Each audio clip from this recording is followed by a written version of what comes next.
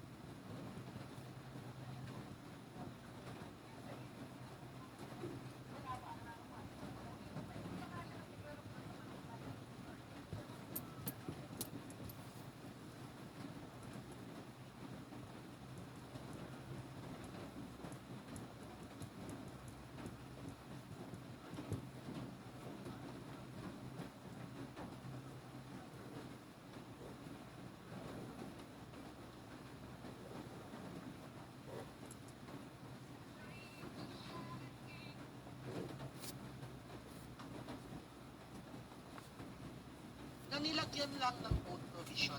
Ganun lang yan. Okay? So, ito yung mga pag-uusapan natin. Una, we have forces. Okay, so familiar naman tayo dito, di ba? Forces or puwersa. So either ipupush mo yan or pull. Ganun yung kanyang effect sa isang object. Okay, now let's say we have a force F1 and we have a force F2. Okay, take note na yung force natin, isa siyang vector quantity. Ano ang ibig sabihin guys kapag sinasabi natin vector quantity? Ano yung meron dito? Diba it has magnitude? Ano pa yung isa? Ito, importante to. Yung ating direction. Tama? So, ayan yung mga under vector. So, kapag meron kang dalawang forces, F1 and F2, and then ito, sasabihin natin, this is your x-axis, and this is your y-axis. Let's say ito, theta to, no? Hindi ba meron yang yung F2 natin, and yung ating F1, let's say this is ang theta, no? Hindi ba meron siyang component? You have, let's say dito F2, magkakaroon ka dito ng F2x, and then magkakaroon ka dito ng F2y. O, diba, basic lang yan. Ang F2x, ang pagkuha nito, what do we do? Diba, this is F2 cosine of theta. Kapag naman F2y, this is F2 sine, okay, sine of theta. But the question guys, etong formula na to, is this always true? Yes or no? Tingin ninyo guys, sa board exam, pwede pa yung magbago? Yes or no? Okay, maraming nahuhuli dito ha. Yes, pwede yung magbago. Paano? Kung mare, no? Yung F2 mo, yung binigay na angle is ito. Let's say that is angle alpha. So, hindi na to mag-hold true yung F2 cosine theta. Etong F2x, magiging sine alpha na to. Tama? sine of alpha. Ito naman, F2y, that would be cosine of alpha. So, kailangan dito guys na alam nyo yung concept kesa sa alam nyo yung formula. Okay? Importante yun. Okay, now, dito tayo. Mag-focus tayo dito sa word na to. Ha? I need you to master this. Ano yung inyong naiisip? Or ano yung alam ninyo sa word na resultant? Kasi lagi natin itong nakikita siya. Resultant. Lumalabas sa board exam. Ano ba yung ibig sabihin ng resultant? In simple words, ano ba yung ano? Okay. May sumagot dito si Potpot. Sabi niya total force. Correct. That is correct. No? Or yung sum ng ating F1 and F2. Naturo na sa vectors ninyo. Or guys, sipin nyo na lang to. Oh. Ito, result mismo. Yan yung resulta ng lahat ng forces na nag-act sa body mo. So, ano yung result na tinutukoy dito? Is it the value lang or pati direction? Of course, vector to, sasama na dyan yung direction. O, kunwari, ito guys, no? Kukunin ko color orange na lang. Ito, meron kang F1 and F2. It is going to the right and then upward. Tanungin ko kayo, ano yung kanyang magiging resulta? Saan papunta? Yung kanyang direction ng resulta? Saan? Papunta dito ba? Ganyan ba? Is it going downward? Yes or no? Malamang yung kanyang resultant, papunta rin dito. Diba? That is your resultant, R. Okay, now yung R na yan, pwede ba yan natin malagyan ng components? Bakit? Okay, magkakaroon ka dito ng R sub X and ng R sub Y. O tanong guys, etong R, di ba, magkakaroon yan ng relationship with Rx and R sub Y. O kapag ito draw mo yung force vector, kung ito yung mangyayari dyan, this is your Ry, and this is your R sub X, and this is R. That is why nakikita ninyo, X and Ry natin, both are equal to 0. Anong ibig sabihin nito? Under what yung ating system? That is under equilibrium. Summation of Fx, summation of Fy, equal lang sa Rx and Ry, and when they are equal to 0, ibig sabihin, yung resultant mo, 0 under equilibrium ka. Okay, yan guys yung foundation ng ating statics. O, so refresh lang yun ha. Hindi na natin kailangan mag-type dito. Okay, let's proceed to the next na kailangan yung ma-master. O, ito, yung moment. So I think this is very familiar to you. Let's say meron kang force F. And then meron kang point dito. Let's say beam to, no? Ito, papunta dito, beam yan. And then this is this distance B. Okay? So yung moment guys, ito, yung umiikot, no? So basically, yan lang yung effect ng ating force dito sa point na to. Okay? So it is simply the what? It is the product of the force, and then tatandaan to, yung rule na to, itong D na to, kinakailangan guys, perpendicular yung kanyang distance papunta sa ating force. Another equilibrium equation na pwede natin ma-meet is itong summation of moment. So summation of moment at any point, let's say point O, is equal to 0. So in summary, ito yung ating equilibrium equations. Summation of Fx, summation of Fy, summation of moment. Let's say point O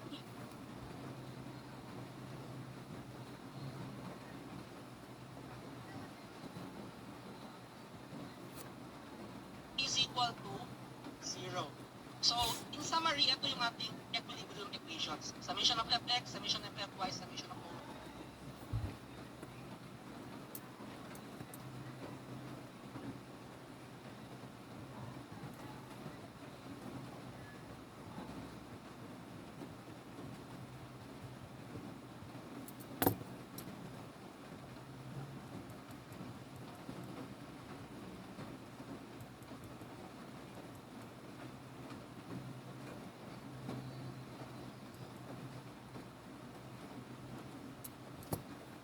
Is equal to 0.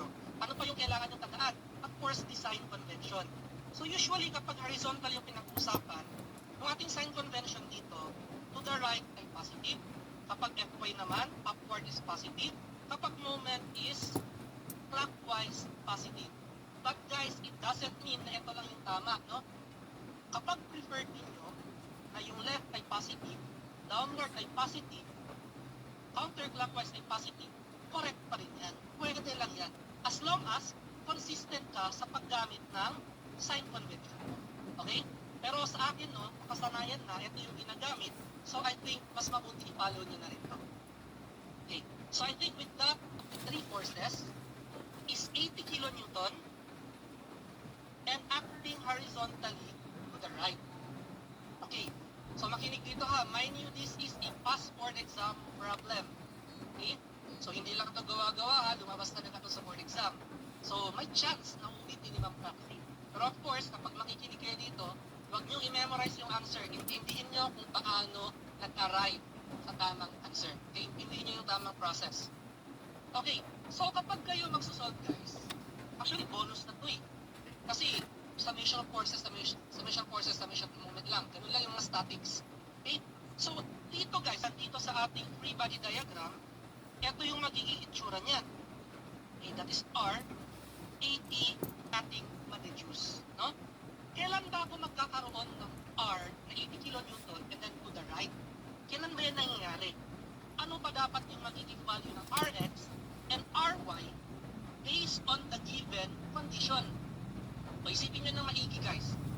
Kapag yung aking resultant daw is 80 kilonewton and then directly to the right, horizontal, all forces going to the right ay positive. Pero guys, kapag magsusolve kayo nito, okay, huwag nyo ito isama sa equation, yung 80 kilonewton. I mean, dapat nandun siya sa right side ng equation, nandito. Kasi yan yung resultant, no? Yung nasa right side. So, we have summation of fx. Una, itong m, going to the left, that is negative 35. Plus, okay, itong q, ito na lang ha, q. Pero diba, kailangan natin along the x-axis. So, kukunin mo dito, yung kanya di ba may theta to, that is 60 degrees. So, kukunin mo yung kanyang x component, which is what? 45, sine or cosine? Mabilisan natin. Siyempre, cosine, di ba? Cosine of 60. And then, ano pa? Plus, okay, ito na yung t natin. T, cosine of beta, equal to, not 0, but that is 80 kilonewton. So, kapag isi-simplify nyo to, and then ita-transfer nyo sa kabila lahat, we have t cosine of theta is equal to 92.5. No? And then, pwede mong i-simplify further. O, dito na lang natin ilagay. Simplify natin further ha. We have t. Okay, itong cosine theta, ibaba nyo yan. So, we have 92.5 all over cosine of theta. Okay, so tapos ka na, meron ka ng equation number 1. Now, let's proceed to equation number 2. Ano pa yung pwede nating magamit? Siyempre, tapos ka na sa Rx. Dito naman tayo guys sa ating R sub y. So, we have summation of forces y equal to R sub y equal to 0. Upward is positive. So, madali na lang to, di ba? Dalawa lang yung mga forces na merong vertical component, yung T and yung ating Q. So we have, unahin natin, positive T, sine of beta, and then minus, kasi downward yan, 45 kilonewton, sine of 60 degrees. Okay, that is equal to 0. So kapag i-simplify mo yan, yung lalabas dito, check nga, that is 38.971. Okay, let's call this equation number 2. Okay, ano na yung pwede natin gawin dito? Diba guys, nakakakita kayo ng relationship ng T at ng beta? So pwede, itong equation 1, i-insert ko sa equation number 2. So we will have, like this, 92.5 all over cosine of beta, nakakasabay. And then, ito yan ha, yung T yan. And then multiply natin by sine of beta equal to 38.971. Okay, sine beta over cosine beta, ito over this one, you will have tangent of beta. And then that is 38.971 all over 92.5. So meron ka ng sagot dito. Kasi diba, ang gagawin mo dito to get beta, arc tangent lang. Etong 38.971 over 92.5. Okay. So, pakisolve guys, ilan yung makukuha nating sagot for angle theta? Okay, very good. That is 22.85 degrees. O guys, bonus yan sa board exam, di ba? Ganyang tanungan lang. So, dapat makuha niyo yan. Okay? So, I hope that is clear. We proceed to the next item. So, yung kagandahan dito, at ang problem na to, situation. So, 3 points agad to. Kung tama lahat ng sagot mo. Okay, number 2.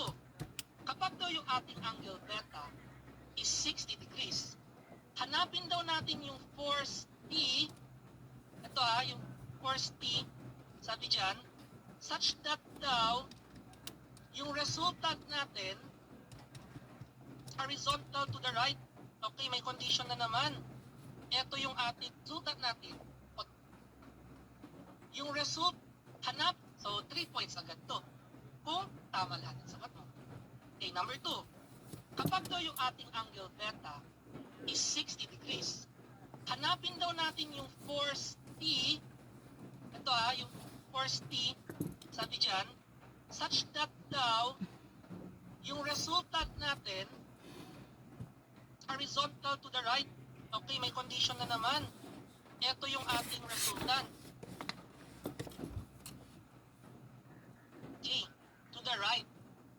Di ba alam naman natin kanina na kapag ang resultant natin, automatic horizontal, yung Rx natin dito would be the R, and yung ating R sub Y, ano yung value? Di ba that is 0. Di ba? Automatic, ganun yan eh. So, ngayon, ano yung gagawin nating flow? Simple lang. Kung ano mong ginawa mo kanina sa number 1, ganun lang din dito guys. Kasi may given ka na ng mga equations. So, mag-RX pa ba tayo guys? Magsa-summation of forces X pa ba tayo or hindi na? Sa tingin ninyo? Ano yung pinakamadaling gawin?